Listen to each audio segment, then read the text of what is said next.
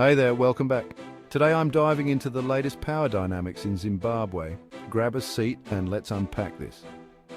President Emmerson Mnangagwa is making waves by potentially setting the stage for his deputy, Constantino Chiwenga, to take over. Yeah, you heard that right. Mnangagwa's recent actions have sparked a lot of chatter about a possible handover of power. So, what's been happening? While Mnangagwa was off in China attending the Forum on China-Africa Cooperation, guess who was holding down the fort? Chiwenga. He presided over two key national events, the Harare Agricultural Show and the burial ceremony of Brigadier General Shadrach Dingani Ndabambi. These responsibilities aren't just ceremonial, they're significant. Mnangagwa's trip to China wasn't just about international relations. It gave Chiwenga a chance to shine on the home front, and many are seeing this as a sign that Mnangagwa might be ready to pass the baton. But hold on, it's not that straightforward. Here's where it gets interesting. Mnangagwa hasn't been crystal clear about his future plans.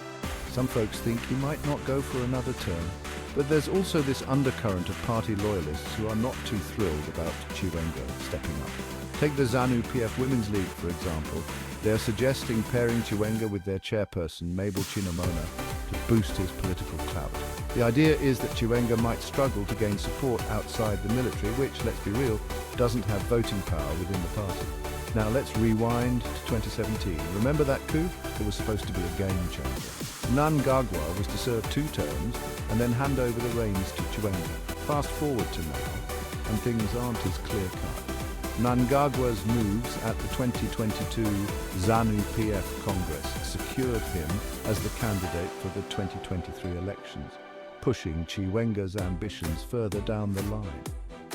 But Chiwenga isn't out of the game yet. He's playing along, eyeing 2028 as his chance.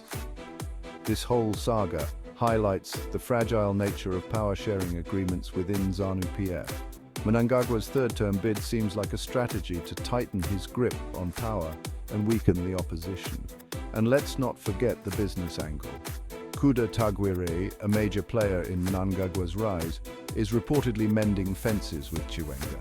This reconciliation, brokered by a top military official, might signal a shift in alliances.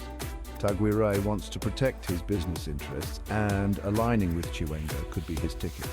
As Mnangagwa's term winds down, the battle to succeed him is heating up. The Chiwenga-Tagwire alliance adds another layer of intrigue to ZANU-PF's internal dynamics. So what does the future hold for Zimbabwe? Only time will tell. One thing's for sure, the political landscape is shifting and the power struggles within ZANU-PF are far from over. Stay tuned as this story unfolds. If you enjoyed this deep dive, don't forget to like, subscribe and hit that notification bell. Until next time, take care.